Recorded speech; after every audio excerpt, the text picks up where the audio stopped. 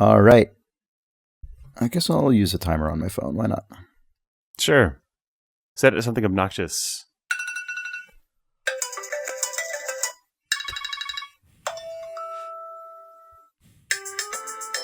There you go. That's it.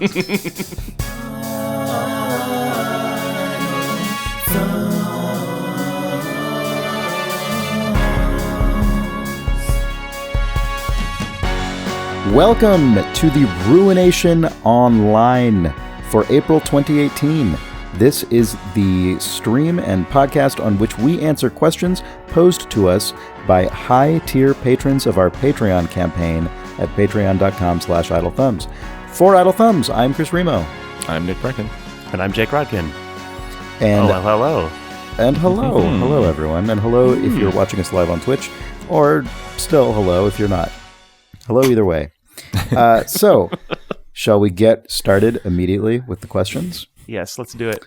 All right, we're going to keep these to 3 minutes each this time for timing reasons. I'm going to start the timer. I'll start the timer after I read the question. Alex Schroeder asks, what are your current opinions on digital versus physical games? Do you think working on digital-only games like Firewatch has changed said opinions? Timer on. I've only ever worked in digital-only games since the first place that I got a job in the games industry was at Telltale Games. Because of that, for me, it was always really special when we got a boxed version of a game. But I don't think I've actually purchased a boxed game in quite a while, even stuff for like PS4 and Switch. I don't know what you guys think about that. I mean, also, I have not purchased a boxed game in quite some time. I don't know if I have a strong opinion about that. I don't really miss it, honestly. Yeah, I don't really either. It's not a thing that I ever like coveted. I mean, like it was nice. Like I guess if you take it way back to like early PC game box art that like was actually done well with like the map is inside the box and the cool instruction manual, like whatever, like that. Feelies. Yeah, okay, like actually, I have feelies. To like, that I have point, some nostalgia for that. yeah. But the sort of like, yeah. Go ahead. The Jake. two boxed games that I've bought to that point, Nick, in the last like 3 or 4 years are the collector's edition of Thimbleweed Park and of Broken Age, which is literally just old dad versions of the exact game boxes that I had and liked as a kid. Right. So, yeah, Of old dad games. yep. Yeah, I mean, no surprise, but I similarly have, I guess I technically worked on a game that shipped in a box, BioShock Infinite, but I wasn't there when the game shipped, so that barely even counts. So yeah, I pretty much have only worked on digital stuff as well, and I also don't really like miss it, because I guess there's nothing for me to miss as a developer. And also games are just, unlike the other major forms of entertainment, they are intrinsically digital through and through. I mean, films basically are now as well, but I mean, you know, traditionally they were shot on actual film. Games have only ever existed in a completely digital form, video games anyway. So it doesn't feel like there's a lot lost to me, I guess, by losing the boxes. Yeah, that said, even though everything that I've ever made, I think, has been shipped digital first, I still, any of them that ended up having a physical copy, I definitely have one copy of each of those on my shelf. But super fun. From a customer experience standpoint, I don't really mind if people don't own my games as a real thing. Oh, yeah. No, I agree. Yeah, I mean, it's nice to have the memento, I guess just for the same reason it still somehow feels prestigious to like be in a magazine, like a physically printed magazine, as opposed to just the online website of that magazine. You've used up some of the actual physical materials of the earth. Our finite resources have been dedicated to your garbage. Yep. And I mean, obviously that does feel kind of special in a way. So, all right. I guess we're all on the same page about that. That is no surprise. Moving on from UC, hello. Okay, well, that was a perfect question answer length. All right, UC writes, speaking of physical games, have you ever worked on board or role-playing games, or do you have any interest in doing so? Timer on. I like the idea of working on a board game in theory, but I don't know that I don't really have any way to know if my brain would be good at it, because I never have tried. So, I mean, there's a decent chance that I would just not be good at it at all. And I just don't really know. Is that a thing you guys ever think about?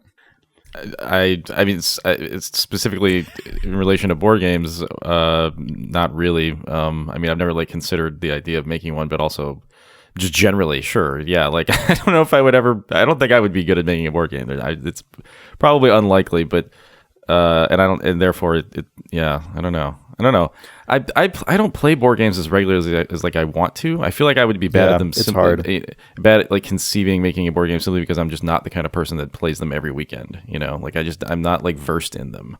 Well, you know what's funny is I feel that in some ways, kind of board games, by which I mean, I don't know how to describe what I mean, but like board games for people who like board games, right? As opposed to just board games that anyone could sort of generically enjoy, you know, your classic Monopoly and stuff like that.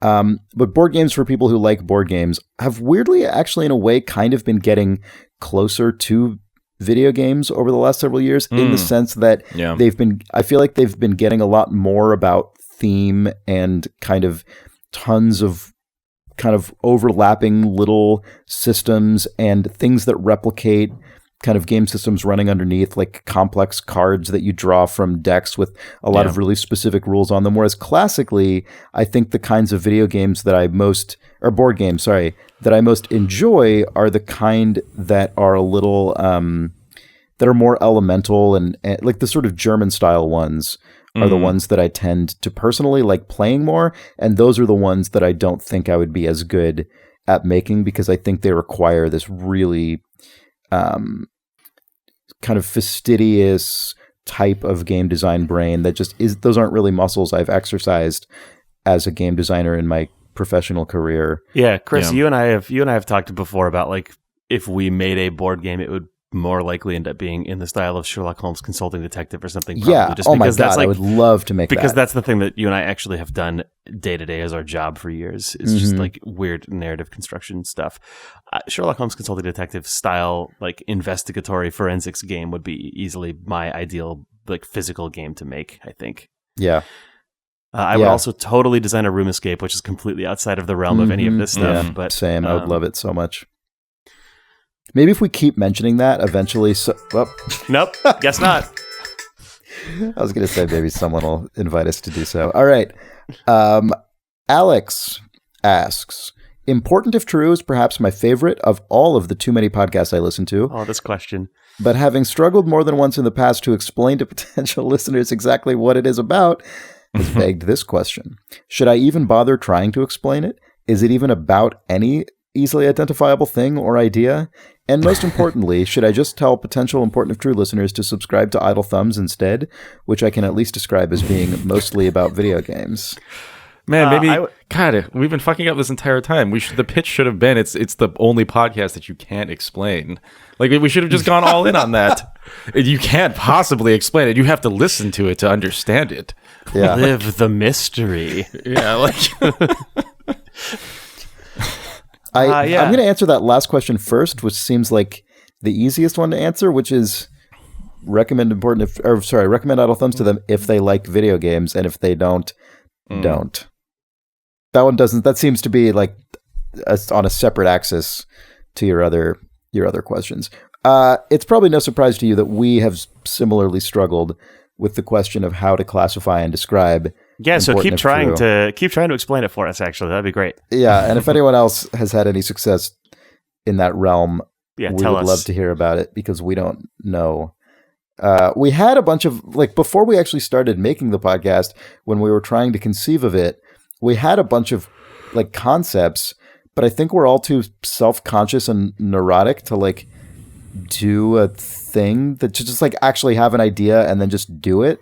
Well, that Joe always is just hanging on by such a thread that the idea that we could have some sort of awesome high concept that would tie it all together, I feel like the real worry is that it would just fail every time, where we were like, oh, it's all about this crazy world building that takes place inside of an episode or whatever. What if that just doesn't happen some weeks? That's it's tough. Yeah, but I mean, on the other side of that spectrum, though, a really just simple, straightforward concept, we were way too self-conscious to do that either. It's not just that we were worried that we wouldn't be able to sustain a complicated concept. It was also that just the simplest possible description of it was somehow, I think, too like broad or unoriginal or like sure. I mean, like you mean like just saying it's saying like it's an advice show about the future. Yeah. Yep. Yeah. We were never confident enough to. That's also probably the closest description, even though that also means nothing. The problem is they also all mean nothing. Anytime we try to describe the show, it means nothing. Mm-hmm. So if you have any ideas, just let us know, because maybe you'll have maybe your idea will be better than ours. Yeah. I mean, the thing that it's about, I guess. What's that? Oh, the chat call says it's about paranoid rambling. Yeah, I mean, it's basically, it is essentially a show about the present and future of like technology and just our world more broadly, and how to make it seem more harmlessly stupid than it maybe actually is kind of what the show ends up actually being in practice, regardless of what we set out to do. All right. I don't think we're going to get any farther with that, so I'm going to go to the next question. Torbjorn Grunevik Dahl asks, on the Wits path in Indiana Jones and the Fate of Atlantis, did you, on your own, figure out how to close the opened crate by the cave entrance on Thera to find the hot air balloon invoice? This great sequence is, in my opinion, closely related to when you have to close the door behind you on Crater Island in Riven, the sequel to Myst, to find a hidden entrance. Great puzzles, don't you agree? I don't remember a single thing at all mentioned in this entire question. I'm sorry. Yeah, go ahead. Two adventure games cited that I don't remember, but I suspect all of us have way too many adventure game puzzles stored away inside of our brain. I don't remember those two at all. I don't have a lot. I don't really remember the puzzles that well usually. Oh, I could blindly walk through like a dozen adventure games right now if they were put in front of me.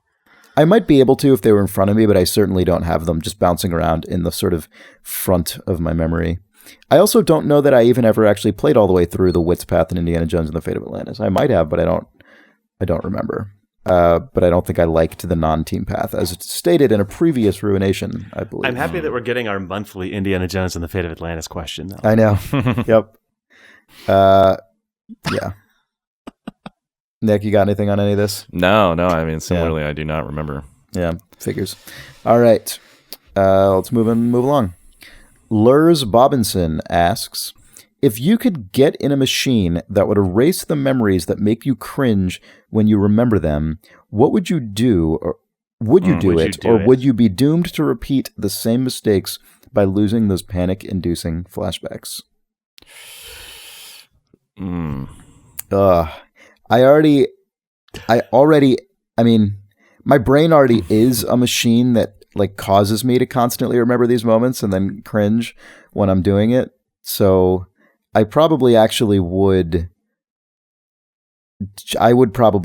do this in some cases. I would enable the machine and erase some. So there's some memories that make me cringe that I keep in my brain, or that I appreciate being in my brain because I think they make me a slightly better person by remembering, this was you being like shitty in some way.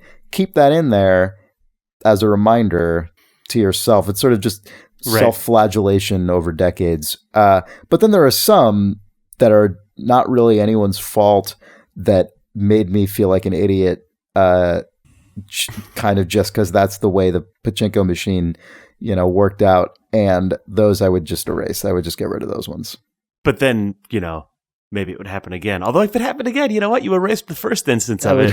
So you're like, this is a unique experience, and you wouldn't have to be like, well, no, because you would be like, shit, is this the thing that I erased? Am I experiencing a thing that I'm too stupid to catch because I erased it from my brain? Does the machine erase the existence of the machine is the crucial question. Well, if it does, then that means this is a one-time thing. That also means that you, at the exact moment that you were that you'd finished erasing your brain, you cringed and went, fuck, I shouldn't have erased my brain. And then the machine's like, ding, done. And you're like, I wonder why I'm standing near this machine. I wonder what this machine's for. Yeah. Maybe I should plug into it. You sort of trip over the machine and someone sees you and you feel really embarrassed about it. You're like, I'm sorry. It looks like an expensive machine. I don't know what it does. It's probably fine. I'm just going to walk away. And then the you machine, leave. just says, "Oh, I could erase that memory." And then the genie then you just, never like, leave the room. peeks out from behind the machine and sort of just like temples, like puts his fingertips together and sort of says, the classic good. genie ex machina. Yeah. Yes. Jin ex machina. What do you guys think? Would you guys utilize this GIF machine? ex machina. The GIF ex machina is you like stumbling over the that machine gets turned and into a eating- GIF. and eating shit. Yeah. While a genie is just in the background fucking cracking up. I would definitely not use this machine. You would not under use any the machine. circumstances. I figured No. you wouldn't. I hate it. The dread You that like would come those- from the knowledge of the machine. Well, I don't like the memories at all, and I obsess over them too much. But I don't think that I would be cured by a. Same. Just got you out of having to excavate your brain. Got you out of its potential new cringe-inducing memory. Saved by the bell. All right. Andy Gorman asks, what is your favorite page on ytmnd.com? Oh, definitely Kirby and God. Snoop. Does that Oh, still Kirby exist? and Snoop is classic. It does still exist, I think. I mean, it did at least as of a couple It months definitely ago. does, because I linked when Chris Hecker was launching Spy Party. He was having all these, which went out on Steam early access earlier this week. He had a bunch of these like anxious tweets about how he was about to push the button, and I definitely sent him a punch the keys for God's sake link off of YTMND. Oh man, Oh, isn't that like the second YTMND, or at least it's the? It was like that was like the mirror shadow, universe, the mirror universe one of the original. of You're the yeah. Man Now Dog, yeah. Yeah. But yeah, Kirby and Snoop, the Kirby's. Do you have the Dreamland. URL to that to give to people who maybe are too young to know what you're talking about? I mean, they're YTM. I mean, it's more likely probably at this point that a given person would be familiar with Kirby and Snoop than they would be with YTMND generally. Yeah. I think. Jake, do you have the URL to the Snoop and Kirby YTMND?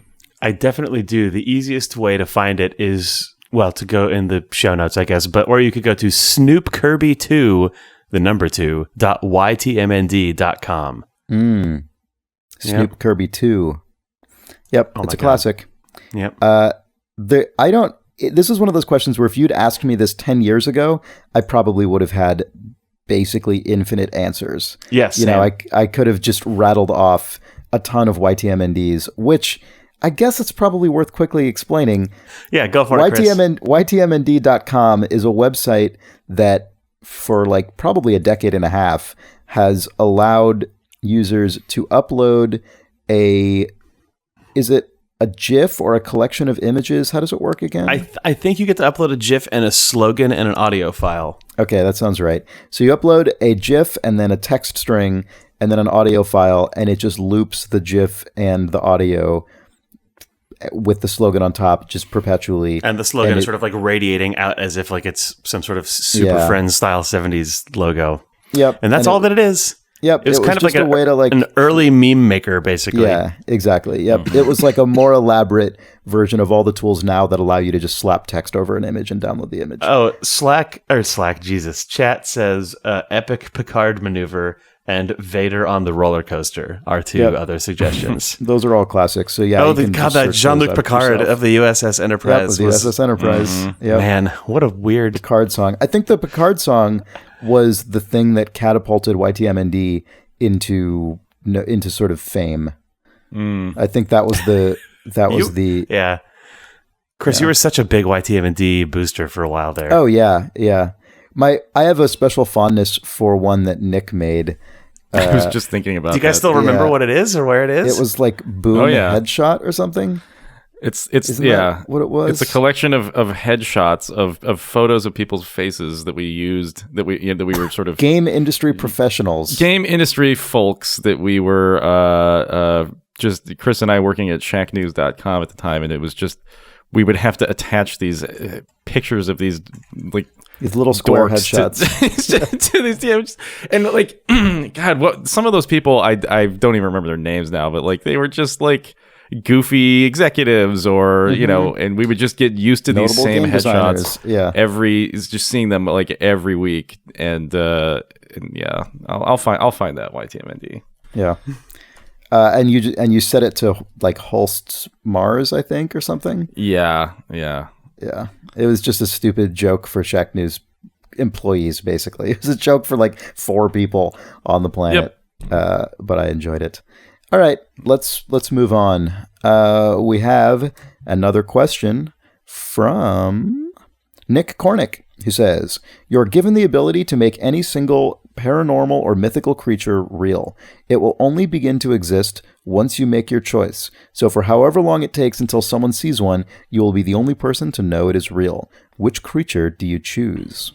Can you choose an extinct real creature, like the megalodon, to somehow... have you guys ever seen that Twitter thread where some person is like, megalodon is definitely not extinct, it's real, people have seen it, and they end up in this protracted Twitter conversation with 2 of the world's leading experts on like large undersea animals and evolution, being like, no, it's extinct. I'm telling you, like, we've dedicated our lives to this research. The people you were arguing with, we know what we're talking about. And this person's just like, I don't know.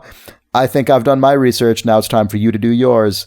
And so you would prove that person right? You'd prove that Twitter asshole right with your one wish?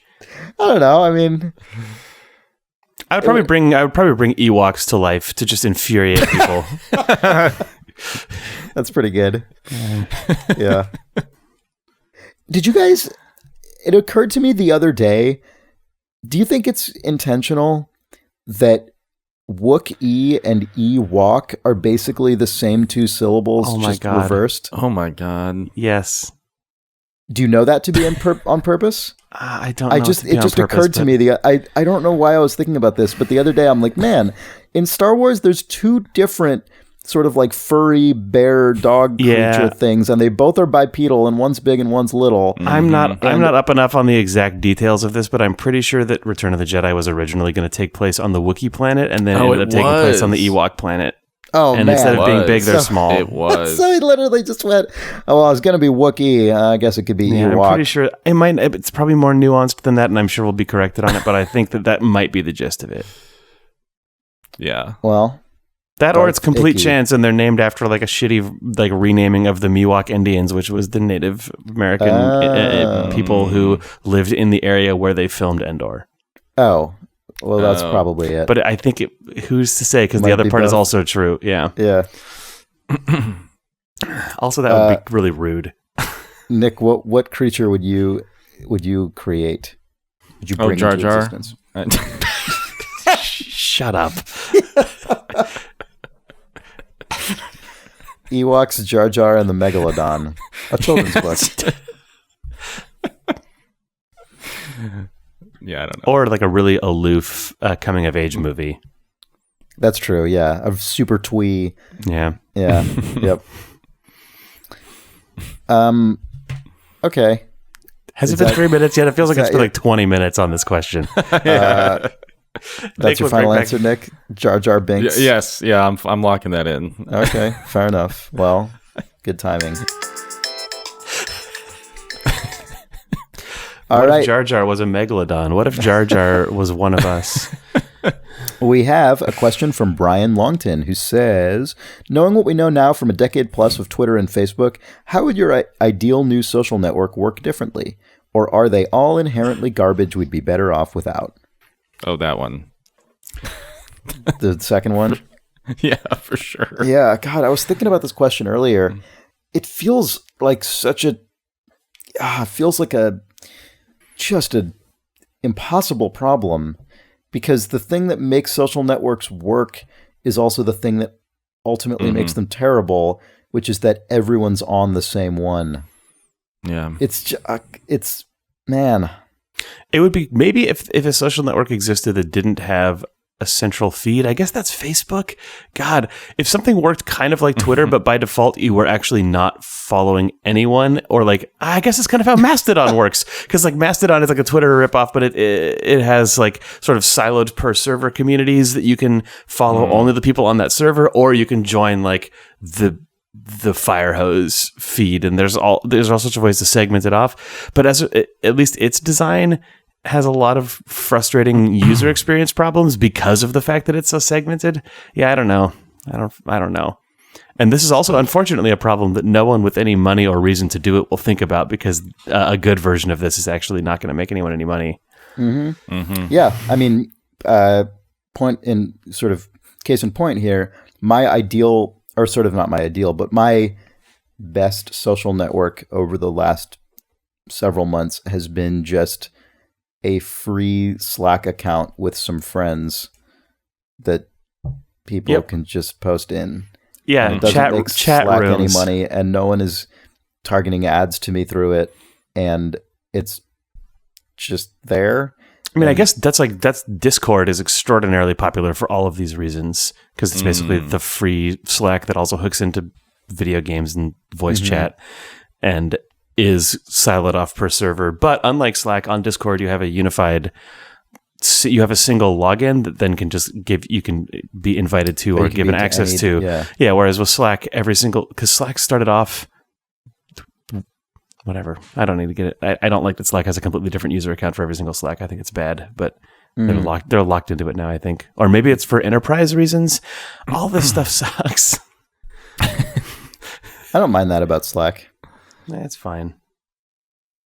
I guess I don't really have an opinion about it either way. You're probably right. No, bad. It's fine. I'm sure it's good. It doesn't matter. None of it matters. Nick would just destroy them all. Yeah, Nick would. It's true. Nick would prefer to communicate only through podcasts. Well, I would make Jar Jar real, and then he would join all of the social networks, and then everyone would leave them, and they would ultimately be destroyed. I've been using Twitter a lot less recently, and it's been nice. I keep forgetting about it. I'll go entire days where I forget about it, which doesn't sound remarkable, but is a new thing for me. Oh, there it goes. Yeah. All right. We have a question from Stephen Norrie, who says, many months ago, I set myself the task of listening to all the music in alphabetical order on the fully loaded 128 gigabyte SD card I have in my car, as I'd got into the habit of only listening to a handful of the albums from it. A few weeks in, while stuck in some of the very bad later Black Sabbath albums, I realized this was a horrible mistake, but have stuck with it, and now I am nearing the end of the letter T, with the end nearly in sight. Have you ever decided to do some arduous task, immediately regretted it, but carried on to complete it regardless? How those cold shower cappers go, Chris? You know what's funny is that is totally the that's a good illustrative example for me, because the thing that Stephen Norrie describes is actually something I'm very susceptible to, which is that once I've decided to do a given thing, I will see it through.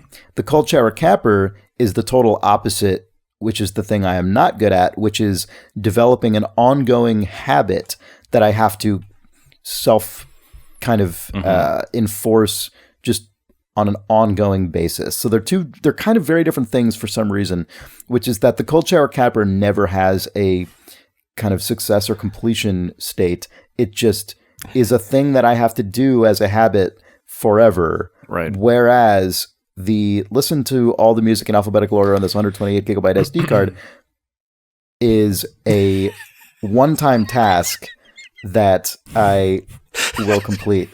So yeah, I have certainly done this a lot. As is always the case with me, I struggle to come up with very specific examples, but it's the kind of thing I frequently do. Nick, how do you feel about this?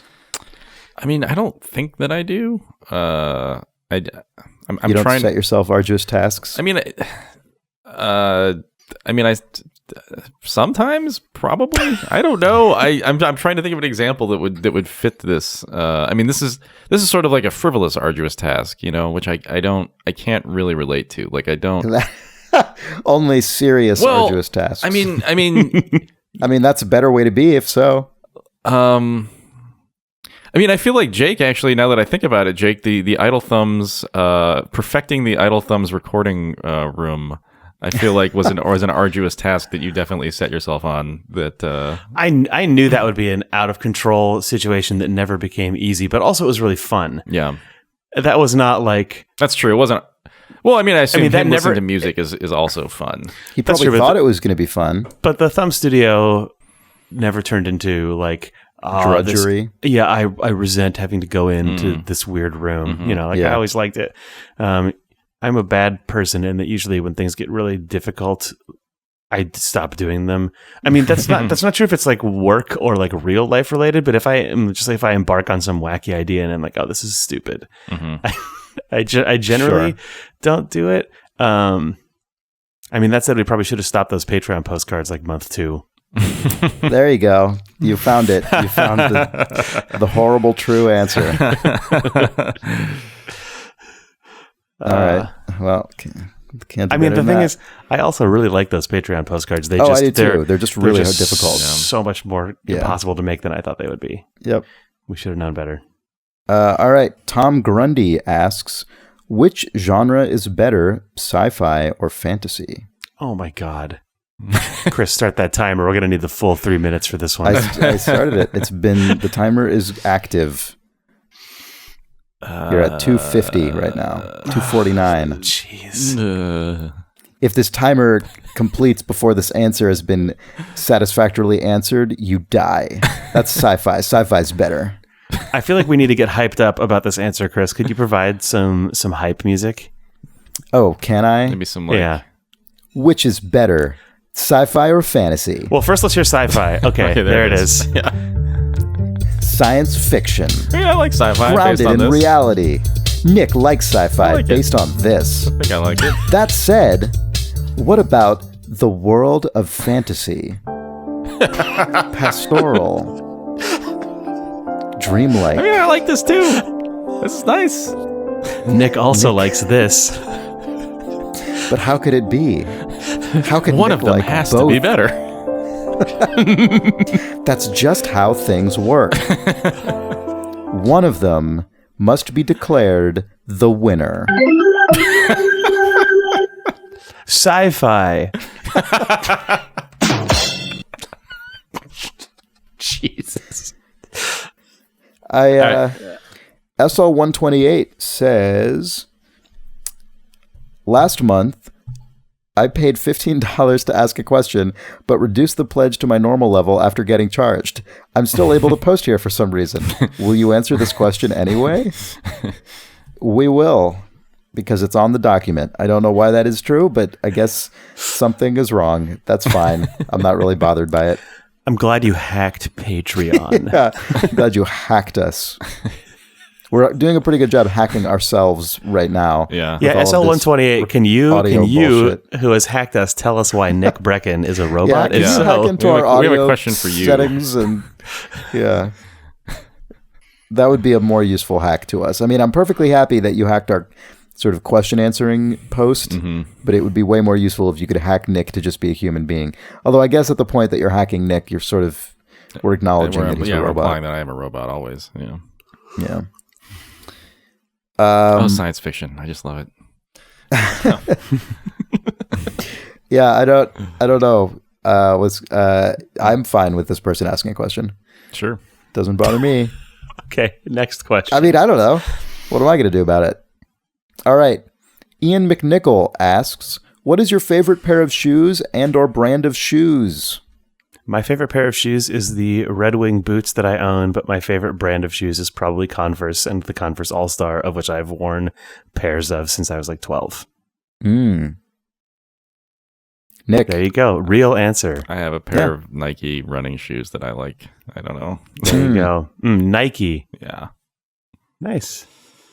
Nike. I don't know that I have a specific favorite pair of shoes, but I like Clark's shoes. Those tends to be when I just need a new pair of just daily shoes. I buy a pair of Clark's. I like them. Cool. Yeah, exciting answers from us. So no one here was going to list like, like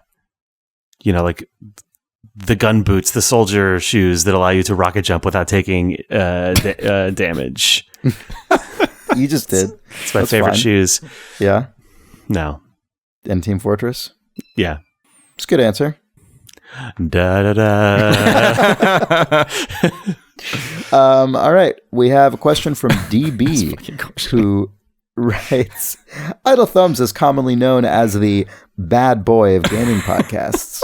So what petty crimes have you ever committed and gotten away with? Are we known as the bad boy of gaming podcast? We must be. It was in quotes. So someone paid money to tell us this, Nick. So it's gotta be true. All right. Yeah. I mean, there's no citation on that quotation, but I have to imagine that this person wouldn't have used quote marks so irresponsibly as to fabricate a laudatory quote like that. Yeah. I mean, the answer to this is probably actually I've probably committed quite a few petty crimes in my life. Yeah. I mean, I suspect most people have. I think most people have. Yeah. I mean, from like. What if a genie told you every petty crime you ever committed? It doesn't do anything. They just tell you. They just let you know. And then you had a machine that you could erase them from your mind.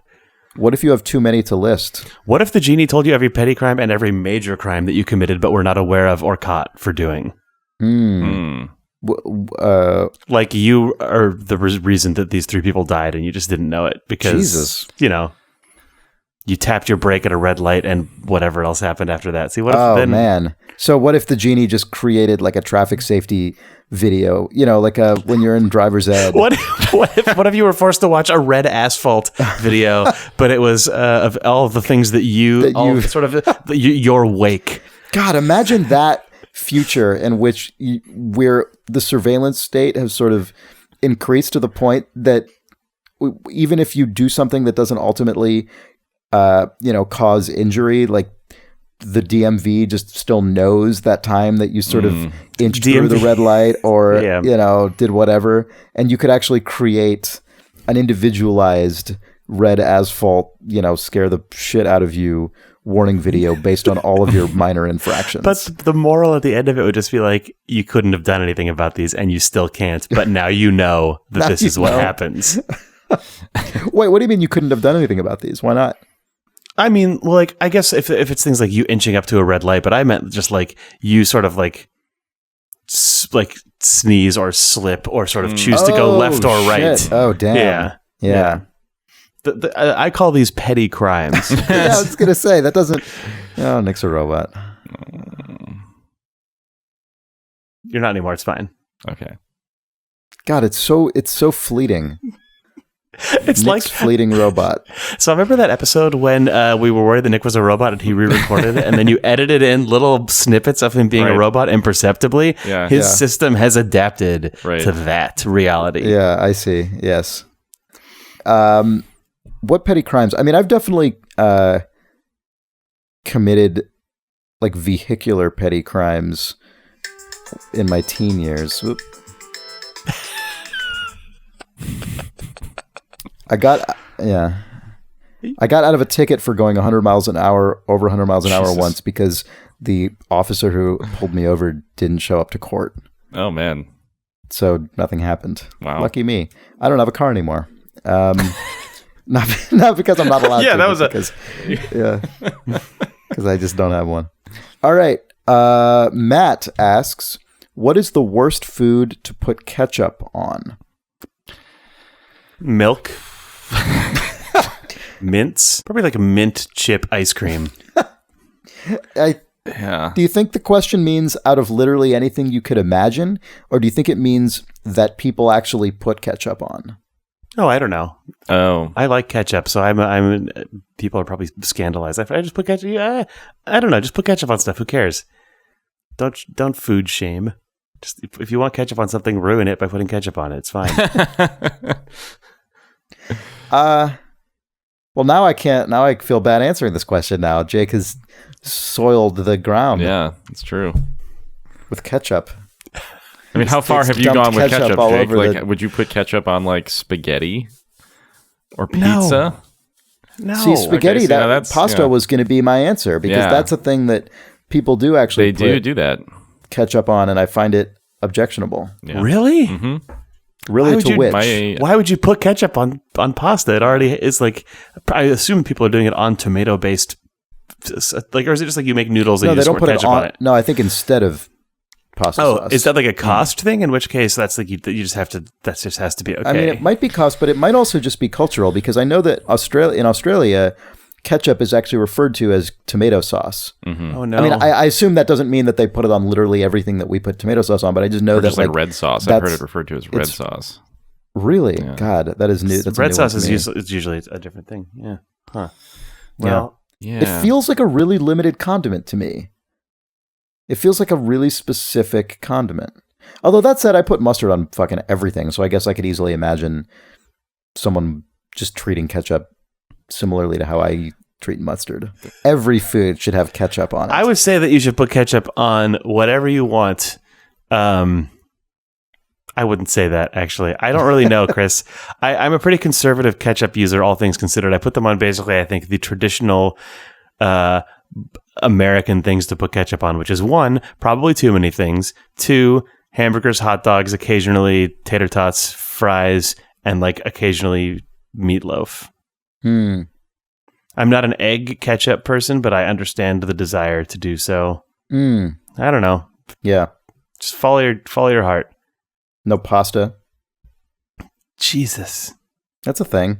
I know. I mean, I wouldn't advocate it. Did I told the story about going to like a tomato paste packing plant, right? You did, that actually yeah. that Important True, maybe? yeah, that curtailed my ketchup use for many years, but it's since come back. Yeah. Nick? There's a restaurant near us that makes this dish. This is a sushi place, and it makes this dish called Okinawa taco rice. That is basically like you just like if you made all of the fixins for like an average weekday like taco night, but then they just throw it in a bowl with rice, and then they dump like a somewhat spiced ketchup, but it's basically just ketchup on top of it. And I did not expect that I would like that, but I fucking love it. It's delicious and just gross. Nice. Yeah. That's cool. There's a dish that I think I might have actually recommended on An Important If True that's a sort of Chinese comfort food, kind of scrambled eggs and ketchup dish that I actually really like. It's totally outside of my normal, relatively ketchup averse zone, but it's really good. It's from the New York Times Magazine. Anyway, we kind of answered that question in the reverse, but what are you going to do? Okay, moving on. We have a question from Mickey P, who asks, how much do you assume an overlap between Important If True listeners and Idle Thumbs listeners? It seems to me most people would listen to both, but maybe you operate under different assumptions? It seems like there is a large overlap, but I don't know. I mean, obviously at the beginning, the overlap was 1-to-1, but I think some people who like Idle Thumbs just do not give a shit about Important If True. And there's also a lot of people who listen to Important If True at this point who I think would have no desire to listen to a video game podcast, which I think is really cool. Yep. That's definitely that is sort of slowly but increasingly happening, that as the Important If True audience grows, it's growing in a sort of direction different than Idle Thumbs from a sort of why people come to the show. Mm-hmm. Yeah, that's definitely true. And I'm sure Idle Thumbs' listenership is shrinking over time as we do it monthly and get worse at it seems like. Yeah, probably also sadly true. Yeah, I mean, as you say, when we started, I'm sure it was pretty 1-to-1. I mean, When we started, it wasn't 1-to-1. It was more that Important If True was just a subset of Idle Thumbs listeners. Just some Idle Thumbs people listen to Important If True. But it's become pretty clear that the Important If True audience has grown, which makes sense because, obviously there are, like, if you found Important If True organically, not through Idle Thumbs, there's no particular reason you would then also start listening to a video game podcast, unless that just also happened to be something you like. There's definitely still more people listen to Idle Thumbs, which makes sense because it's been around for almost a decade at this point. And more people care about video games than about parentheses undefined error when trying to pitch or describe the other shows to each other. Yeah. Well, that pretty much answers that question, I think. Michael Jakes asks, are you fans of Studio Ghibli? Is it Ghibli or Ghibli? Couldn't say. Not big enough of a fan. It's Ghibli, but I don't know. Ghibli? Studio Ghibli? Michael Jakes asks, are you fans of Studio Ghibli? What is your favorite of their films? I would say I like Studio Ghibli a lot. But I would stop short of calling myself a fan, not because I don't appreciate their films, of which I've loved every one I've seen, but because I haven't actually seen all of them, and I feel like if I were to call myself a fan, I probably should have actually gone back and like filled in all the gaps. Like I have never seen My Neighbor Totoro, for instance. Oh man, it's good. I'm sure it is. I definitely have not intentionally not watched it. I think there are just a few others I've never seen, but all the ones I have seen, I've really liked. Yeah. Yeah, I don't have a favorite either. And for the exact same, well, not even for the exact same reason as Chris has said, I like a lot of the Miyazaki movies a lot, but I don't think any individual one has jumped out at me so much that it stuck with me for years and years above the rest. But I do love all of them a lot. And whenever I rewatch one of them, it's a good experience. I really like the most recent one I saw, which may or may not be the most recent one. Was it that The Wind exists. Rises? Yeah. Yeah, I like. I really like The Wind Rises, yeah. Spirited I think Away the first one Spirited Away, Nick? Yeah, I think that might be my favorite of the ones that I've seen. Yeah. What's funny is when I saw that one, I wasn't as into it, and I think I've liked it more as it is sat in my memory, and I should watch it again. I think when I first saw it, I just found it to be almost like too abstract and kind of. You would like it now, I think. I suspect I would, yeah. I think the first one I saw ever was Princess Mononoke, because I think I actually probably have just seen all the ones that have actually come out since then.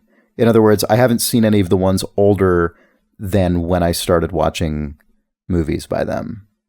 So I've pretty much seen them when they've come out, So I guess that's it for me. And I've liked all of them. All right. Thomas Caskey says, I will be visiting San Francisco and the United States of America for the first time as I got a WWDC ticket.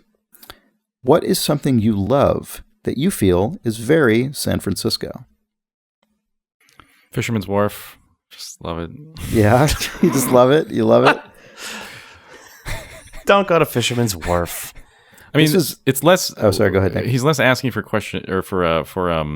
for recommendations generally, and more saying what is the most San Francisco thing, which I think is a different. I mean, this is the cheesiest, most obvious answer that is literally like the cliche thing about San Francisco, but you could ride a cable car. It's actually legitimately fun. Yeah.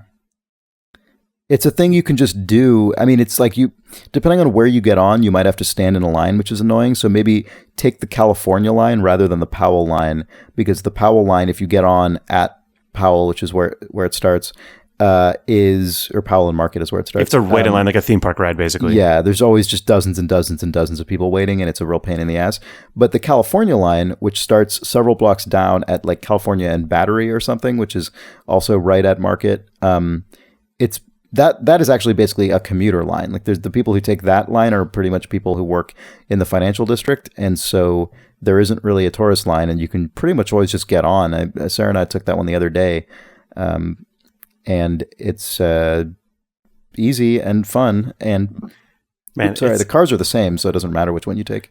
It's fun that you recommended a cable car, because I mean, I think in that tradition of things that seem touristy but are legitimately great and worth doing if you have the time.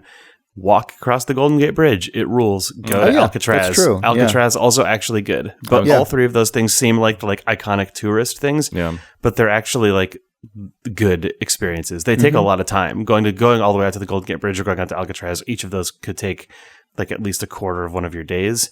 So, use them sparingly. Whereas the cable car, if you're in town for WWDC, which is the Apple Developers Conference, you're already near the cable cars. So that's easy. That's true. That's a good point. But yeah, those are the tourist things that I think are actually worth doing and are great. Cool. All right. Well, those are all the questions that we have written down on this piece of paper here. So, actually, you know what? I should go to the Patreon page and see if I think there's at least one straggler. Let's get that straggler.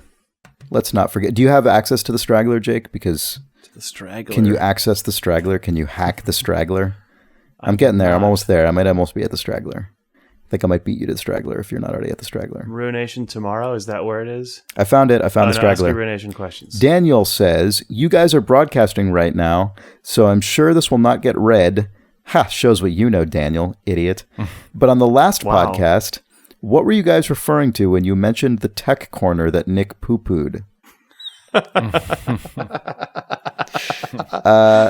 So I've fastidiously edited out any specific details about that, just to protect all involved. But that was basically just a thing where a person who listened to Idle Thumbs many, many years ago, I don't even remember the specifics, but they wrote in about tech advice for some, I don't remember why. I don't remember what some prompted it. Reason. It's just a really pointless email. I genuinely don't remember the circumstances anymore. Yeah, I don't either. I was trying to find the episode, but our show notes for those early episodes, I always wrote them to fit the old website where the entire episode description could only be 4 lines of text, and the games list could also only be 6 lines of text. So it never gets mentioned. You cannot text search it. All right. Well, the answer is we don't really remember the specifics of it, other than someone wrote in with tech advice. Probably because we must have mentioned that something was going wrong, or that we didn't understand something or needed help with something. I assume that must have been the case. Similarly, if you know how to keep Nick from turning into a robot voice when recording with Zencastr, go ahead and write in, and maybe Nick will make fun of you. But if you fix the problem, maybe he won't. Maybe he still will. Who knows? And that's it. I think that's all we have here on this month's episode of the Idle Thumbs Ruination Online. Thank you for joining us, and if you asked a question, thank you for backing our Patreon at the level that entitles you to do so. You can head over to patreon.com/idlethumbs if you want more information on that. Otherwise, we will be back probably in a couple weeks with another episode of the Idle Thumbs video game podcast on this feed. And if you have questions for that podcast, you can send those to questions@idlethumbs.net, and we will address them. And that's it. That's it. That's the end of this stream and podcast. So for Idle Thumbs, I am Chris Remo. I'm Nick Brecken. I'm Jake Rodkin. Bye. Don't worry about that.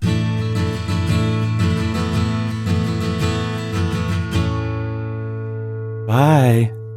Thanks for stopping by.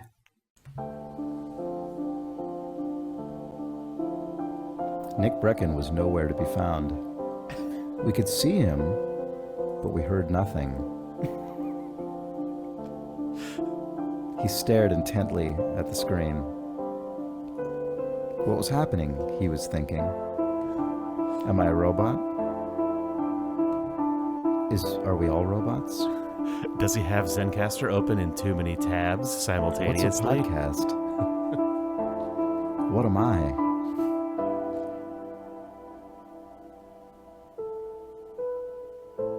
No answers were forthcoming. Bye. Oh, there he is. Oh. Jesus. That was really strange to join a call and just immediately someone is saying bye with piano Thanks music for behind. stopping by.